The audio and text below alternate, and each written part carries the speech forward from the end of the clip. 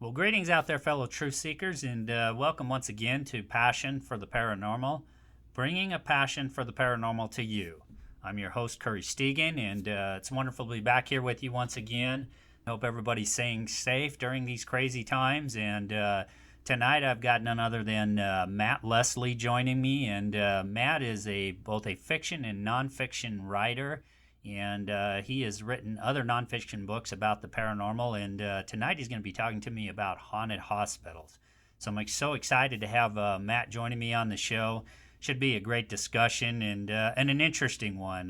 Really been wanting to talk about hauntings, and particularly hauntings at hospitals, and not just regular hospitals, but asylums and abandoned hospitals and all that good stuff. So should be a lot of fun. If you haven't been over to the website yet, please head over there at passion, the number 4, theparanormal.com.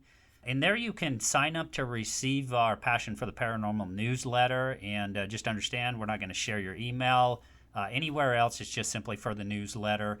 You can check out some cool Passion for the Paranormal merchandise, and you can catch up with some past episodes there. So I hope you'll visit the website. Also visit us on Facebook at facebook.com/passion, the number 4, the paranormal, and make sure you like and follow us there. If you're a Apple Podcast user, please rate and review the show, and that if you take a minute to do that, that's really going to help us. And make sure you hit that subscribe button with whatever podcast app you're using out there.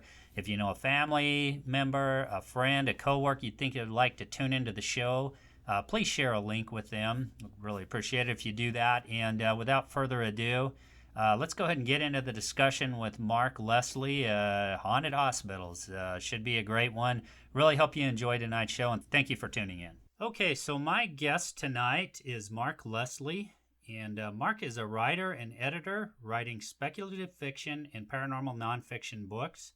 He is here tonight to talk to me about haunted hospitals from his 2017 book, which he co-authored with Rhonda Parrish. Mark also wrote about the subject of haunted bookstores and libraries in his 2014 book, Tomes of Terror, Haunted Bookstores and Libraries. Hello, Mark, and thank you so much for joining me on the show tonight. Oh, it's great to be here. Thanks for having me. You bet. It's a pleasure. And wow, haunted hospitals. This is a subject I've been wanting to cover. I've had a lot of guests on the show who've talked about strange haunted activities and the research they've done in books, but nothing ever specifically on the subject of haunted hospitals. And it's a fascinating topic to me, and I'm so glad you could join me. I'm really looking forward to talking about this. But before we get into some specifics, maybe if you could talk a little bit about how you got started writing about the paranormal, and then from there how you got involved in writing the Haunted Hospitals book. Yeah, it's kind of funny getting started writing about the paranormal. I never expected I would do that. I'd always wanted to tell stories, make them up, and I had a very overactive imagination as a child. I mean, I was afraid of the dark. I couldn't look at a dark corner of a room and not worry about something sneaking out of the dark at me. I was worried about the monster under my bed. Any of those things. I was just afraid of the unknown, afraid of the unseen, and particularly of the dark. And so I turned that into a passion for writing what I call Twilight Zone style stories, just that weird, strange stories, almost like near real time, normal, everyday life, except something weird happens, like, there's a monster in the sewers or any of those sort of Stephen King-esque things. So I was always attracted to that. It wasn't until I was in my mid-20s and I was visiting Ottawa, Ontario. That's the nation's capital. I'm here in Canada, and my partner and I went on a ghost walk of the downtown area of the Parliament buildings and just the downtown area of Ottawa, and they were dressed in this Victorian garb, like with black flowing robes, and carrying an old-fashioned lantern and playing in character like they were from 100 or 150 years ago. And I had never been particularly interested in history, but that night, history came alive as our guide walked us through the downtown core of Ottawa, scared the heck out of me with these tales of the ghosts and the people who lived here before me. So I kind of fell in love with history for the first time ever, and I fell in love with storytelling associated with actual events as opposed to made-up events. And so that kind of stuck with me for a number of years, and it wasn't until I moved to Hamilton, Ontario, where I went on a ghost walk in Hamilton. That was a city my wife was from, and I was new to the city, and one of the ways I thought this is a great way to learn more about a local area is to go on a ghost walk, which I highly recommend. I mean, it's fun, it's entertaining, but it's also hugely important in terms of learning about the people and the culture and the history and all of those things. There's so many elements to a really, really good ghost story. And so I went on that ghost walk with Haunted Hamilton, which is the name of the group, and I was so fascinated by the amazing stories that they told that I mentioned to them, you guys really should write a book. You've got so many great stories. And they said, yeah, we've thought about it for years, but we've never had the time. And they said, well, you're a writer. Tell you what, if you want to have access to all of our files and all our research, knock yourself out. We'd love for you to do one. And I happened to, at the time, I was on a board related to the book industry because I've worked as a bookseller since 1992, and I happened to hear the vice president of a major publishing company from Toronto in Canada, and they were saying that they'd always wanted to write or publish a book of ghost stories about Hamilton. And so I was like, wait a second, I know a publisher that's always wanted to do a book of ghost stories about Hamilton, and I know some great stories about Hamilton. I think we have a marriage made in heaven. And so Haunted Hamilton was a great way for me to learn more about the city I had recently moved to. And that kind of started the trend. From that point on, I just kept writing about places I either loved or was familiar with or I'd lived in or had started to hear some stories and said, I wonder if there's more there. And so that's kind of what eventually led to the writing of the book, Haunted Hospitals. Interesting. Now, Mark, did you ever have any experiences when you were younger that could have possibly been paranormal, or was it just something you had curiosity in? I had a endless curiosity, but also endless fear. So I don't believe I experienced anything that I would say was paranormal, although if you ask the 5-year-old or 8-year-old me, who would bolt up the stairs because he was afraid that the monster under the stairs was going to reach out between the risers and grab my feet if I wasn't fast enough. I would say that everything was a paranormal experience for me because I saw the boogeyman in almost every shadow. But I can't say I actually had any actual experiences. It was just my imagination was so active that I just was drawn to the shadows. I was drawn to the darkness. So no, I can't say I had any actual personal firsthand experience other than an overactive imagination.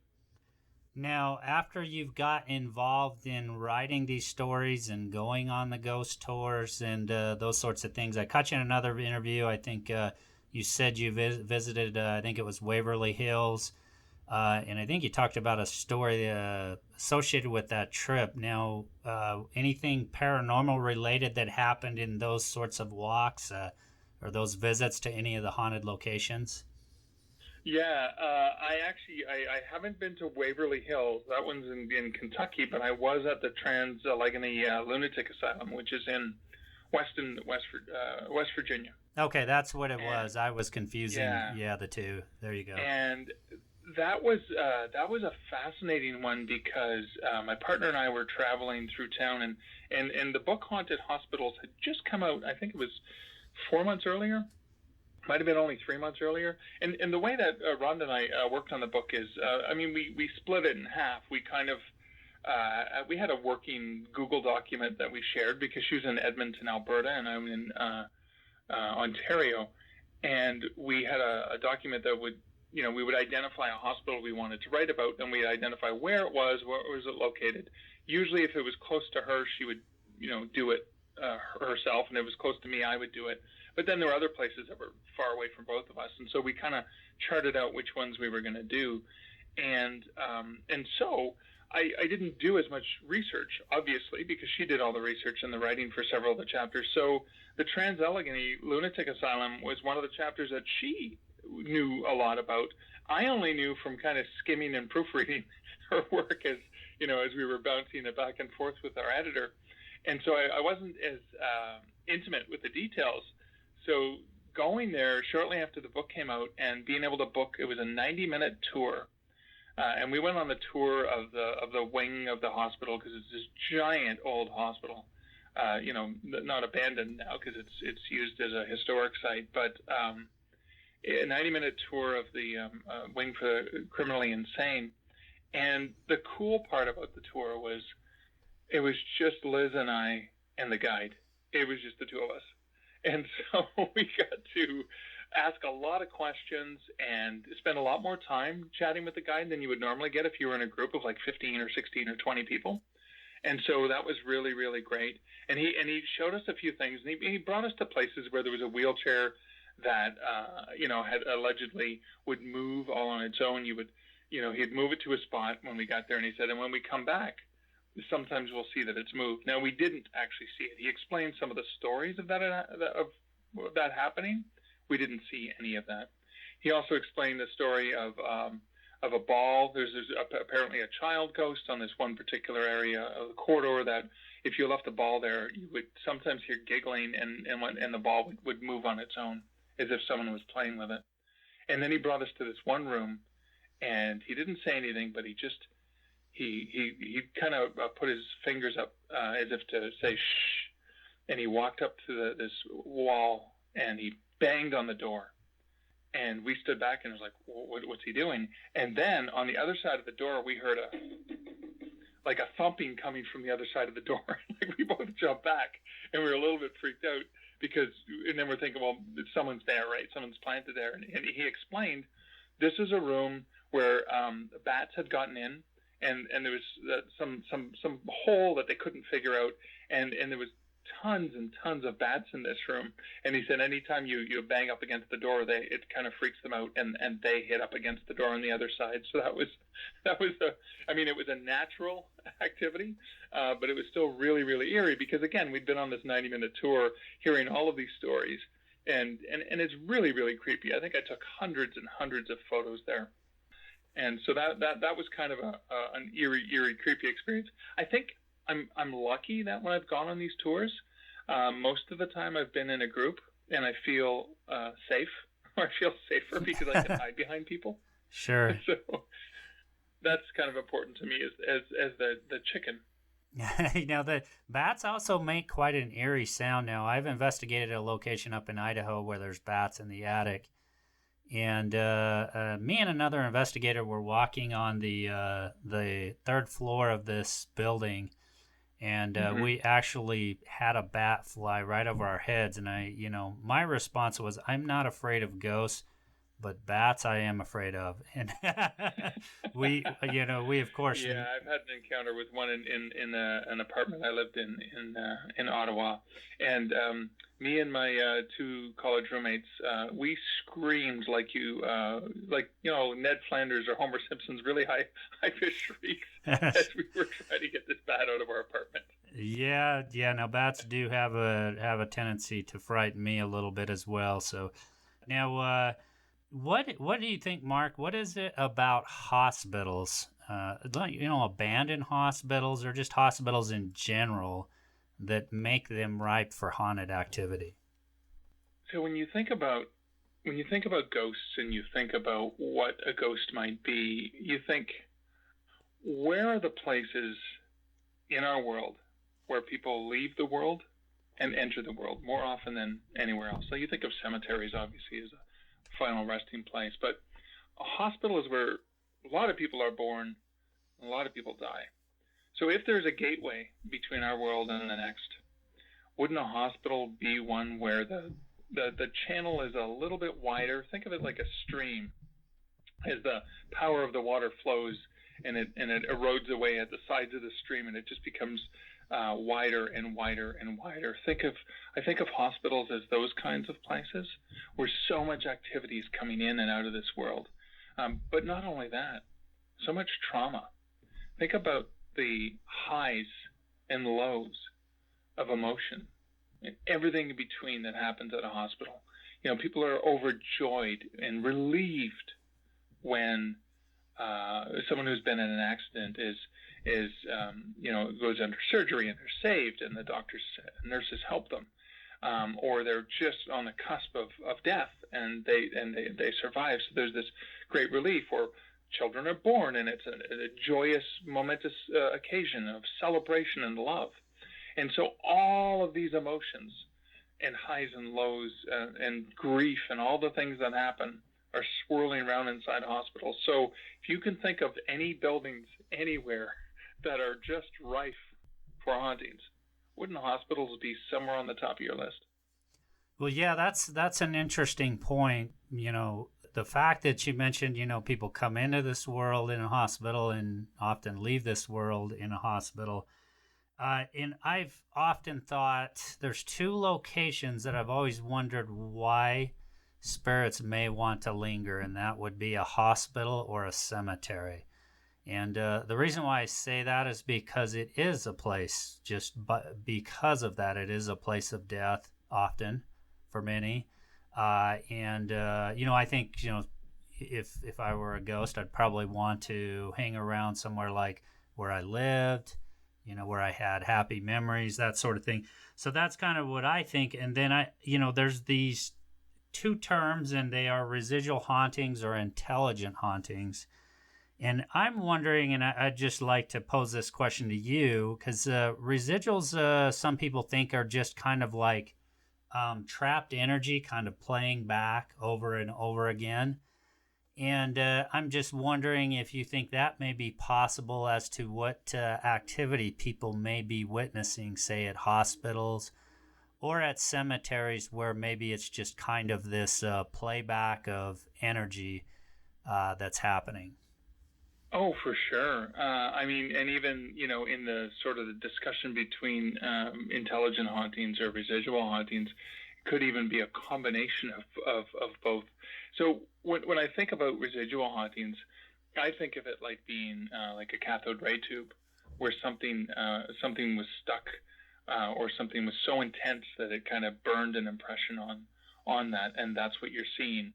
Like a ripple in the time-space fabric that just is either replayed, or another theory kind of related to residual hauntings might be when you think about those powerful emotions.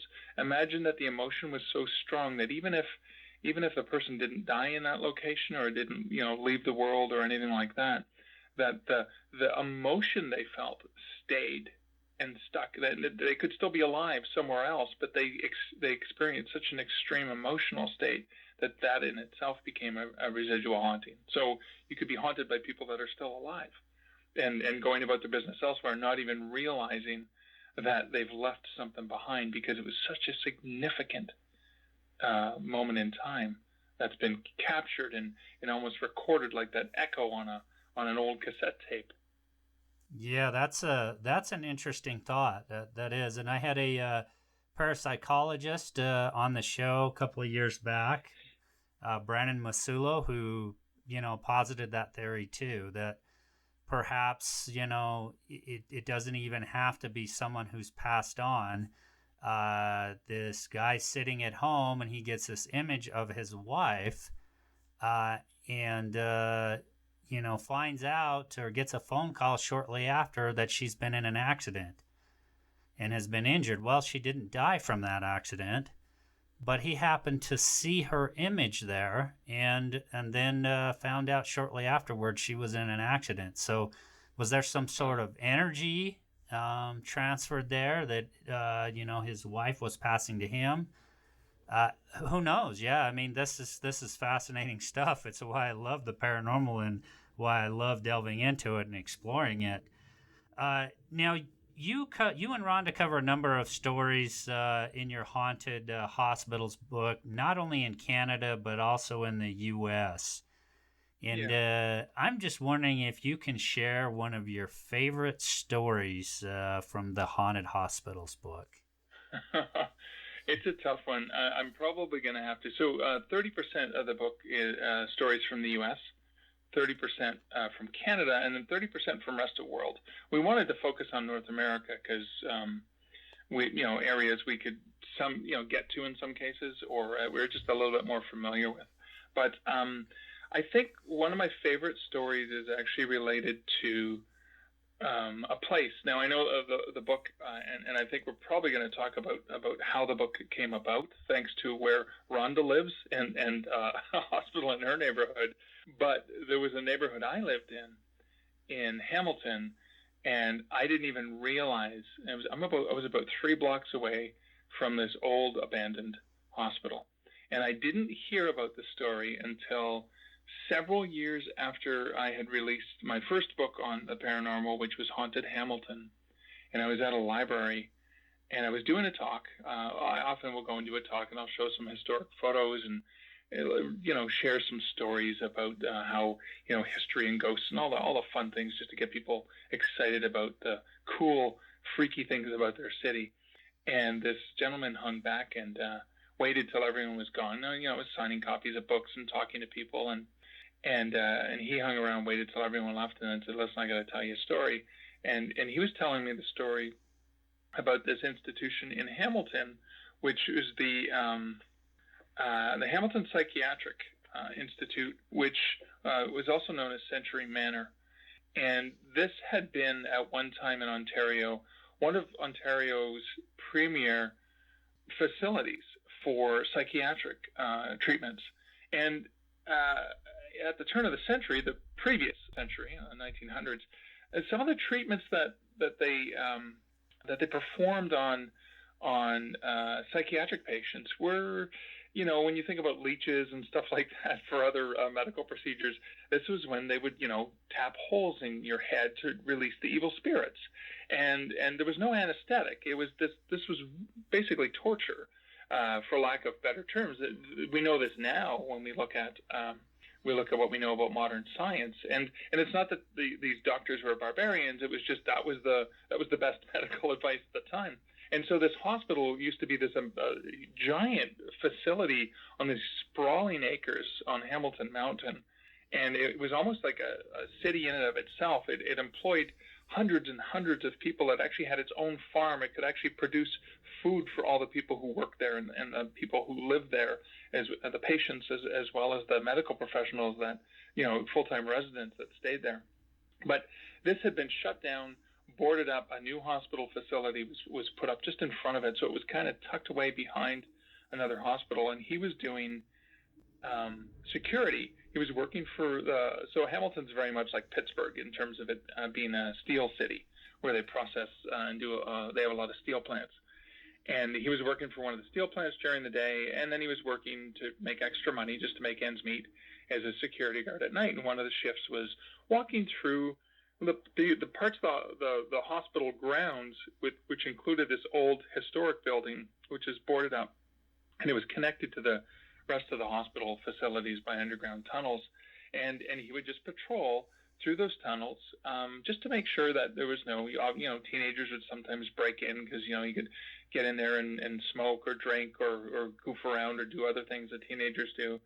And he was just on a patrol. So that he's walking through the building, which is abandoned and boarded up, and he can hear voices at the end of the hall. And he thinks, oh, the teenagers are broken in. I've got them. So he sneaks to the end of the hallway.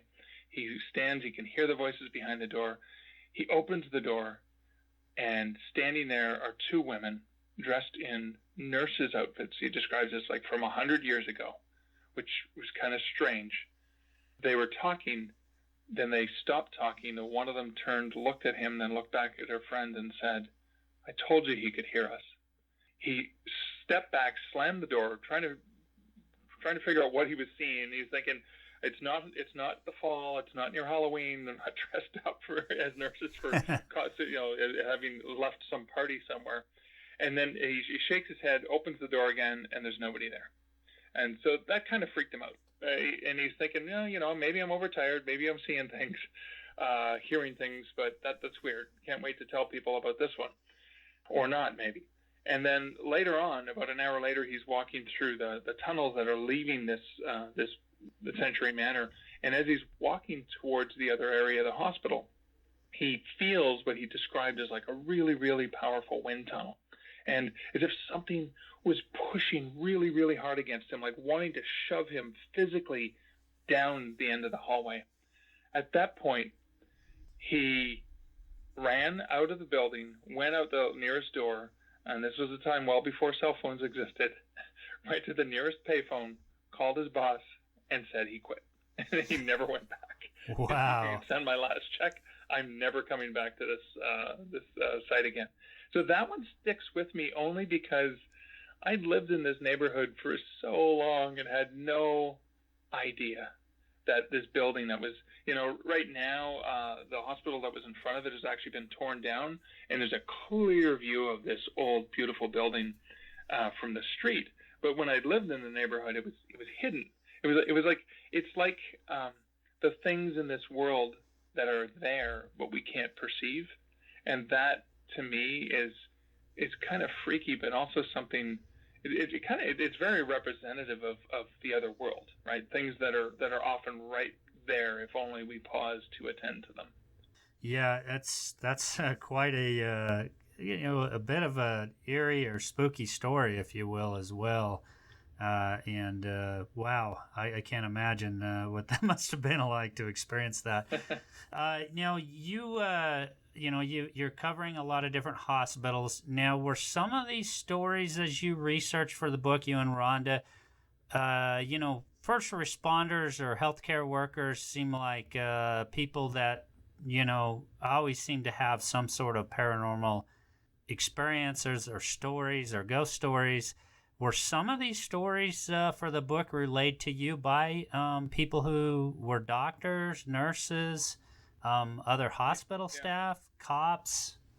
For sure, actually, and ironically, there were more stories that were relayed to us from people that we couldn't use, because oftentimes, I remember there was a bar I would frequent in Hamilton, and when I was working on the book, there was a few medical professionals from the local hospital that hang out at the bar, and they were regulars there.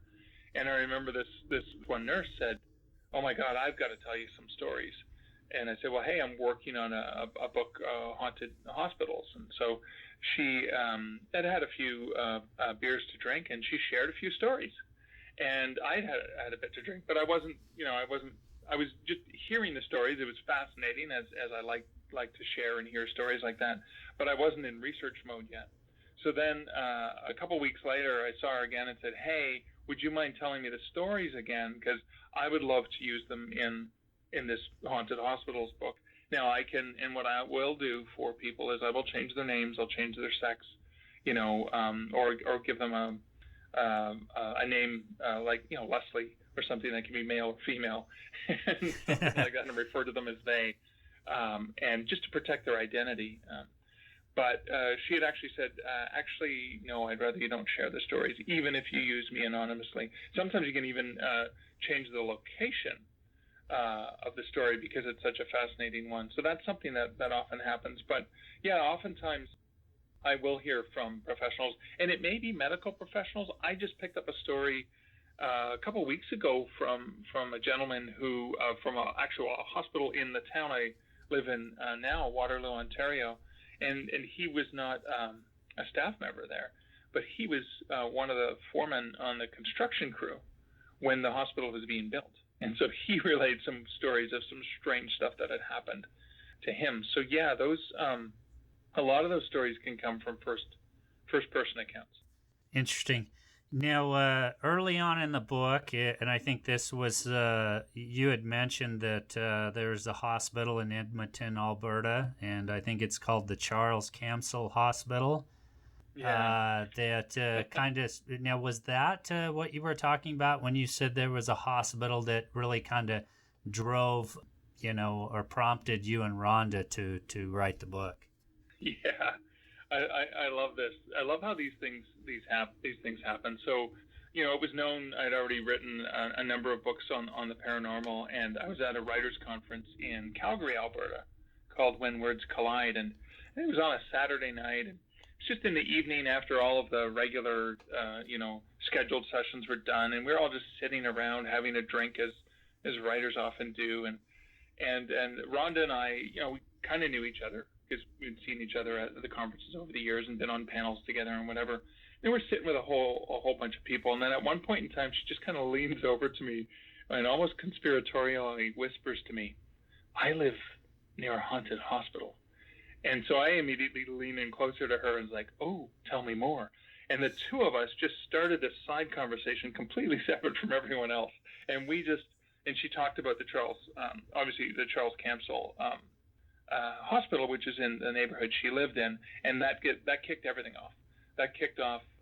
We chatted for probably a good hour, and then decided the next day we met for a meal, and actually, with clear heads, saying, "Hey, I think we've got something here. Why don't I pitch this to my publisher and see?" And it worked out really, really well. I mean, obviously, it was a great experience working with her on the book. She went on to co-author another book from the town that she lives in, Edmonton, Alberta, and she has Eerie Edmonton that just came out this year, actually. So she's going strong, and she co-wrote that one with a medium, actually, who she did a lot of research with, which was kind of cool.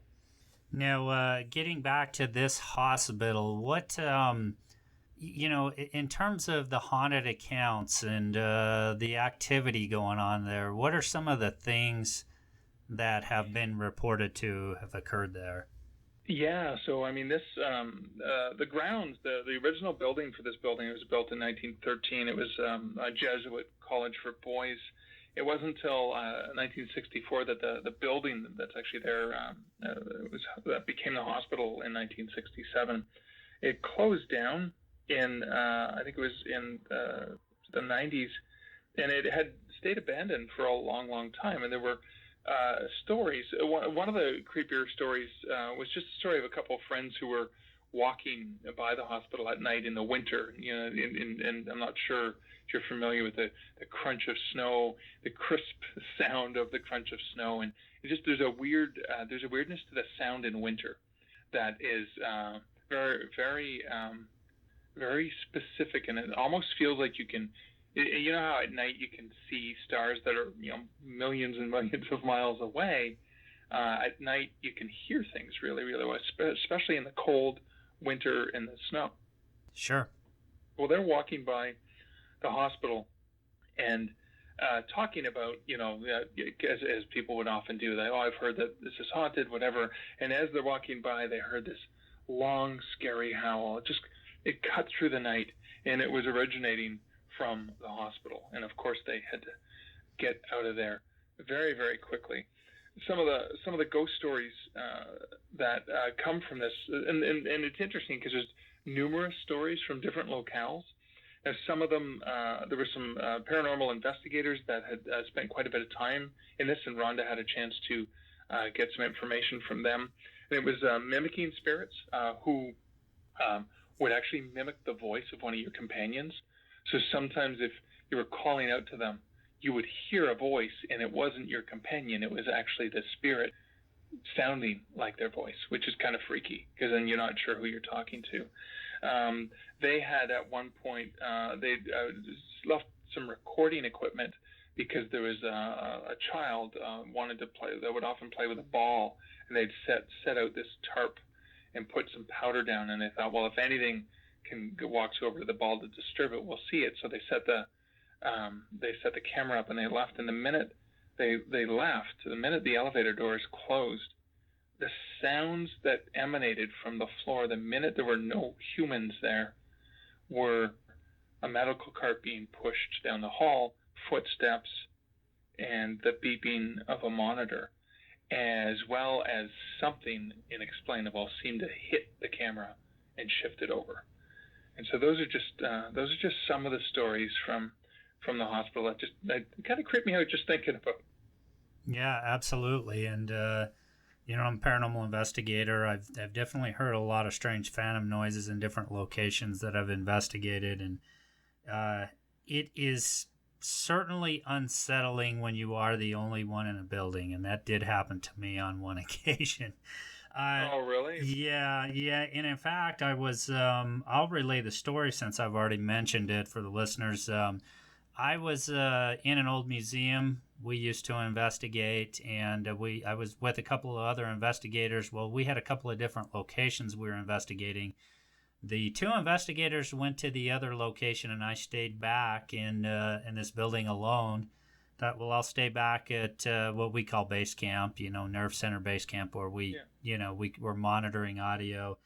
And I was monitoring audio, and we had a boom mic down in the basement, and I started hearing what sounded like somebody picking up the audio cord in the basement and smacking it against the ground.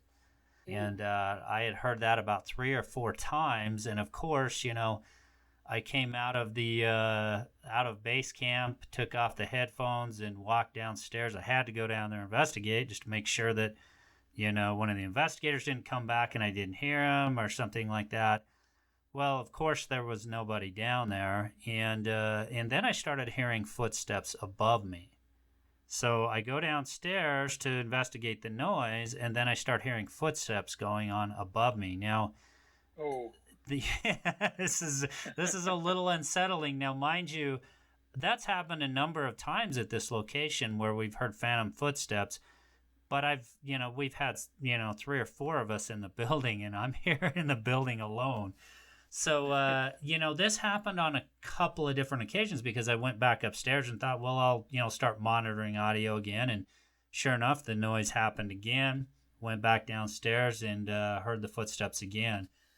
The good news is the other 2 investigators came back shortly afterwards because I radioed them and rejoined me in the building. But, yeah, it was a bit unsettling to hear that.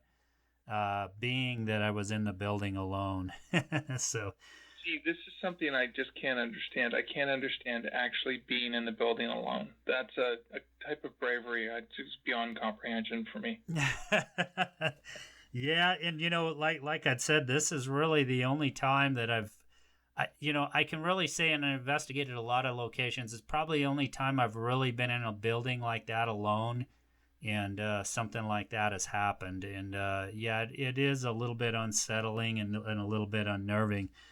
And I wanted to, because you cover in the book, you cover stories about, asylums, not just abandoned hospitals, but asylums. And one of them you mentioned in the book is on my bucket list. And I had a guest on the show who has investigated at Pennhurst a number of times. And so that's certainly a location I'd like to visit. You already mentioned the Allegheny Lunatic Asylum and then Waverly Hills. Any interesting stories in the book that you could relay to us from any of those locations? Yeah, so the Waverly, we'd mentioned the Waverly Institution in Kentucky briefly, but we didn't get into any of the details. This is one of the ones that so many different ghosts. It's like chock full.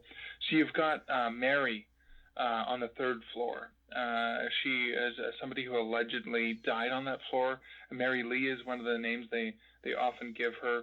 She's often seen, a shadowy figure, sometimes seen on that floor, and she was actually known to play hide and seek with visitors as well. And there's a well-documented photo from 2006, and I'm sure if you've done research, you've probably seen the photo. I know we included it in the book, but where she's actually caught on a photo, and you can kind of see the top half of her body is relatively solid, but the bottom is very translucent.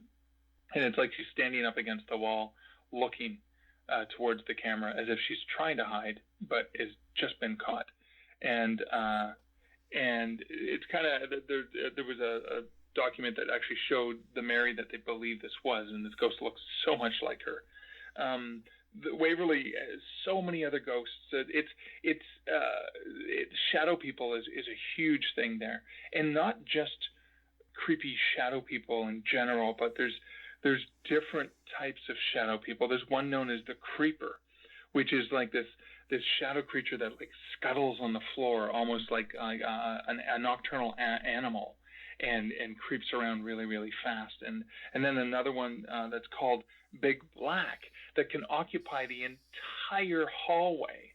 It just takes over. It's just like it morphs into something larger and more terrifying. And so Waverly is filled with all kinds of different. It's almost like an amusement park of different paranormal activities, and you've got to wonder what causes certain locations to have so many different things going on. I often wonder how would they get along? Like, do they see each other? Do they know each other? Are they even aware of anything beyond what they're just doing? Right. Are they kind of just going about their business and unaware of anything around them? Yeah, I often wonder that as well. And it kind of gets back to what I mentioned earlier, and that's the residual versus the intelligent. You get a response on a voice recorder that seems to be out of the blue and fairly random, and then at another time you get a voice that gets captured on the recorder that seems to be responding to something you're doing, and that kind of goes into the category of intelligent hauntings. Right. Yeah. But yeah, you do often wonder sometimes at these locations when stuff happens, but you really don't. You're not getting any responses or anything. You wonder if it's something just kind of going about its business, or it's kind of more in that residual realm. Okay, and there's another location that you mentioned in the book, which is also, I think this has been covered in a few of the ghost shows. I know Ghost Adventures was one of them. And that is the story of Linda Vista Community Hospital. This is in Los Angeles. I think this one was torn down. And there is a story of the woman in the bloody gown. Yeah. So this was a hospital, as you mentioned. It was originally opened in 1904, and it was originally meant to treat railway employees. And it was shut down in 1991, and that's about the time. So often hospitals like this become really, really popular filming locations.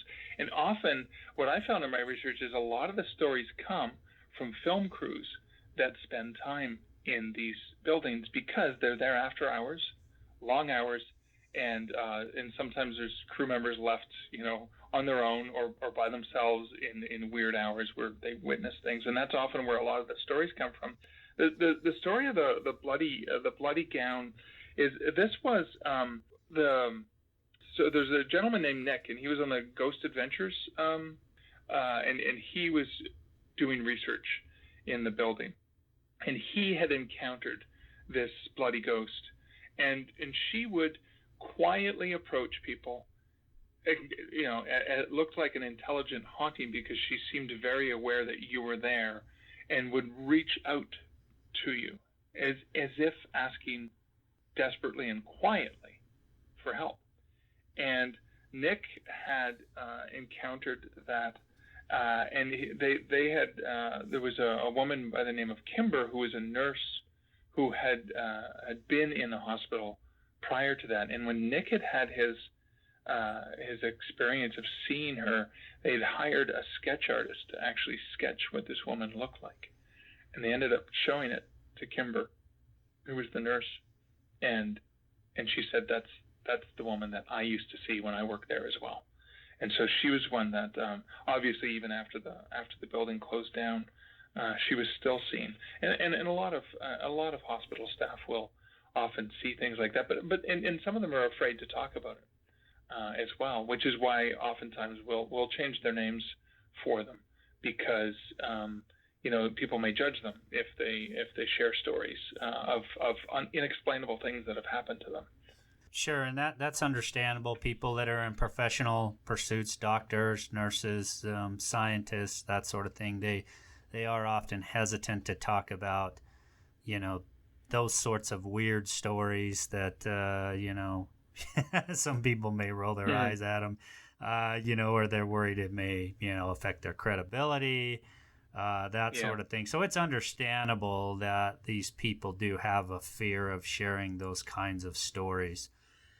Mark, I'm wondering if in your research, did you find any of these stories were actually backed by some of the historical research that you were able to actually validate them? Yeah, see, that's a challenging one because I do try really hard when I write these books to not just, I mean, if you're going with an eyewitness account, it's an eyewitness account. It's what happened to them. That's what they saw. That's what they experienced, and you try to relay that to the best of your ability, and also to relay it in a way that's actually an intriguing story, because people, whether it's fiction or whether it's true, the beginning, middle, and end caring about the people is actually valid and valuable for getting into the story, but it's really difficult. So, I mean, obviously some of the details, when the building was built, who built it, when it shut down, some of the dynamics that went on in the building are part of understanding the reality of, regardless of whether or not you believe the stories that you're told, here are the elements from this hospital that may contribute to the fact that there were tortured souls that got left behind, or that such traumatic things happened that this could be a residual haunting. And so there were times in my research, not for this particular book, but there were times in my research where I actually was able to disprove any of the stories, because there's a case where, like, how can I find proof that the hospital existed? Yeah, it existed. It was there. It operated. 1,000 people worked there, or there were overcrowding in the prisons or whatever. But it's difficult. So one of the ones was not a hospital, but it was related to a murder that had taken place in a city. And of course, when I looked into it, I couldn't find any murder of that sort, the way it was described in the urban legend. And so when I encounter those things, I do like to share them with the reader, because I do want people to understand that, yes, I'm a believer. Yes, I believe there are things, there are more things in the heaven and earth than are dreamt of in our philosophies, that there are things we cannot explain or properly perceive. Just like science, they didn't know certain things. We didn't understand what they were until physics explained them to us. There are probably paranormal things we don't yet have a way to properly measure or understand. It doesn't mean they don't exist. It just means we don't know how to understand or document them. And so while those things can happen, I do like to share where I can, if I found conflicting details. I will often share that, so the reader understands that, yes, I'm a believer and I want to share these stories because I'm fascinated by them, and so are you probably, but I also want you to understand that I'm not interested in trying to pull the wool over anyone's eyes. I'm interested in trying to relay the stories as true as possible. And so in this particular book, we couldn't find any that, or in cases where there were stories from a hospital, but it was just like it would have been a 3-second, there was a weird thing happened, but it's not enough to warrant a full chapter. So there's a lot of things that don't go into a book because you don't have enough to go on. Like there was the one hospital I didn't write about because that one nurse said, no, I'm not going to share. So I had no stories for the hospital, so it didn't make it into the book. Interesting. Now, you also wrote the book about haunted bookstores and libraries. I think it was a 2014 book. How did it differ writing about those stories versus the stories about hospitals? Oh, this is interesting. The way that it was similar is there was a lot of closed bookstores, just like there's a lot of abandoned old hospitals. Now, unfortunately, with hospitals, they tend to be much larger buildings, and so they're usually still there, and they're either converted into something else, like condos or they're historic landmarks, whereas bookstores tend to have just been, some other shop took over and Sure. is operating there. But I think one of the differences is I'm a gigantic book nerd. I cannot stay out of libraries. I cannot stay out of bookstores. I'm right now sitting in my home office, and I am surrounded by books. Actually, all three sides, because I've got the two walls. The two walls are stuffed with books, and then even my stand-up desk right in front of me is stuffed with a whole bunch of books. Actually, most of those books are books on other books that other people have written about haunted places, because I do use that for research and inspiration as well.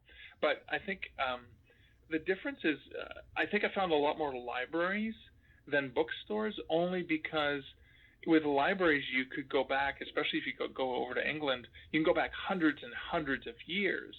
And same thing with hospitals. But with bookstores, they tended to not go back as long, and usually when a building's been around a lot longer, that can lead to more stories, because more things have happened. Obviously, not as many traumatic things happen in bookstores. However, a bookstore and a library, like a hospital, are windows into multiple universes. When you think about what a book actually is, a book channels people into, history. It channels people into fantastical places. You think of things like Lord of the Rings, or science fiction, or romance, or adventure, or stories of pirates, and all of the amazing things that books can do. So books themselves contain a power and a magic that is well beyond just, dead trees bound between two pieces of hard cloth. And the other thing about writing about bookstores and libraries, and it kind of relates to a book I'm working on right now called The Demonic Dolls, Screaming Skulls, and Other Haunted Objects. And there were several stories from Tomes of Terror that were physical objects that were haunted rather than the bookstore itself. A story of a gentleman who went to a used bookstore and got this history book on war, and he brought it back, and a ghost came with that book because it was attached to the book, not to the store. And he was haunted by that ghost until a priest recommended he actually get rid of the book. Brought it back to the bookstore, never saw the ghost in his house again. And so I think with bookstores, you have these physical objects that contain universes inside them that can be moved from the bookstore or from the library to another location. So you can almost have this traveling ghosts, or traveling spirits that can move along with objects. So that was kind of fun. And obviously I spent a lot more time in bookstores and libraries, fortunately, than I have spent in hospitals. I'm pretty lucky that way. Interesting. Well, Mark, I appreciate you spending the time to talk with me tonight. And can you just share for the listeners where they can find your work, whether it's websites, Amazon, wherever else they can find your books and other work? Yeah, you can find out pretty much anything about me over at markleslie.ca. There's links to my YouTube channel where I do share some ghost story videos there. You can, if you're interested in any of my books, you can ask for them at virtually any local bookstore. You can find them on Amazon or Barnes & Noble. You can even ask for them at your local library. They are available in print, ebook, and several of them are available in audiobook, with more coming out. Just ask for them there, and then you can read them for free, which is great for you, and it's great for me, because I will actually get paid for those library sales too. Now, Mark, did you say you actually have more haunted books that you are writing, or that you have in the works? Yeah, I'm working on the Demonic Dolls, Screaming Skulls, and Other Haunted Objects. I'm hoping to have that one out by the end of the year. That's just going to be just different haunted objects that I've read about. I found when I was doing research, but they didn't fit in any other book, and so that'll be interesting. I am also working on Weird Waterloo. So I live in Waterloo, Ontario, and this is going to be stories from my region. And of course, I'm soliciting stories for both of those collections. So if anyone of your listeners has any stories that they want to share, feel free to reach out to me. There's a form on my website, markleslie.ca, where you can share, or I even have targeted forms very specifically for those. And I'm working on Spirits Untapped as well, but it's been a longer-term project, haunted bars and breweries. Now, I think the reason why this book I keep putting on the back burner is because I keep wanting to go to more bars and breweries to keep doing research, because I really love craft beer. And so it's really good tax write-off to continue to work on it. But my partner Liz and I have been working on that book for several years as we explore many craft beer places, and we have a website called spiritsuntapped.com where we have shared some of the haunted locales that we've actually stayed at. Fortunately, I didn't see anything. Good for me, because I probably would have jumped out of my skin. But we shared some of the places we've stayed to, as well as our love of the spirit of beer culture. So it's a bit of a crossover between love of the spirit of beer culture and haunted bars and breweries, which we hang out. I haunt a lot of bars, to be quite honest with you, even though I'm still alive. That sounds like that's going to be a fun one. I'm looking forward to that one. Well, hey, Mark, once again, thank you so much for joining me on the show tonight. Stay safe and have a great night. Yeah, thanks, Curry. It was my pleasure. All right. Okay, so that's going to about do it for tonight's show, and a big thanks to Mark Leslie for joining me, and really enjoyed that discussion. Really hope everybody has a safe and happy 4th of July weekend, and really looking forward to the next episode, and thank you so much for tuning in.